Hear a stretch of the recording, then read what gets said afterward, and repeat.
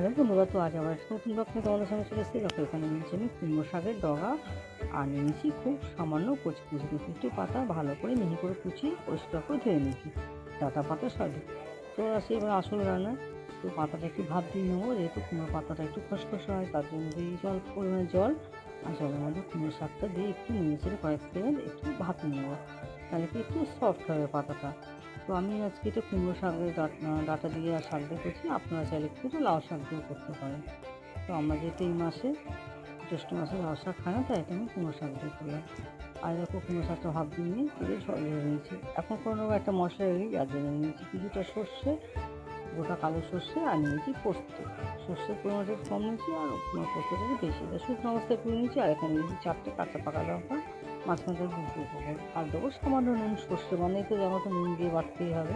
আর দিয়েছি সামান্য জল দিয়ে ভালো করে একটা মিহি পেস্ট করে নিয়েছি। তো আসি এবারে আসল কাজে। প্রথমে ডাঁটাগুলো নিয়েছি, তার মধ্যে নিয়ে নেবো ভাপানো পাতাটা, কুমড়ো শাকের যে শাকটা সেটা। তারপর দিয়ে দেবো সর্ষে পোস্ত বেটে রাখা মশলাটা।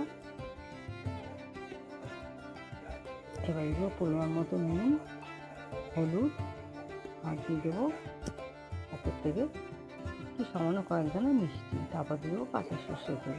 ভাপানো মানে তো সর্ষে আর এই কাঁচা সর্ষের তেল, এছাড়া তো আর ভাপানো হয় না, হয় কি বলো?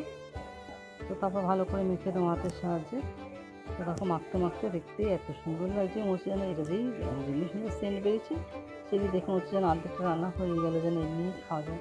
তো তারপর যেটার মধ্যে ভাপাবো সেই টিফিন কৌটোটার মধ্যে সমস্ত ডাঁটাটা শাকটা দিয়ে দেবো, আর সামান্য একটু জল, দেখতেই পারলে মশলা দেওয়া জলটা দিয়ে ওপর দিয়ে, আর দুটো কাঁচা লঙ্কা চেরা ওপর দিয়ে দিয়ে দেবো, যেহেতু আগেও বেটে দিয়েছি সেটা ভুলিয়ে দিতে হবে।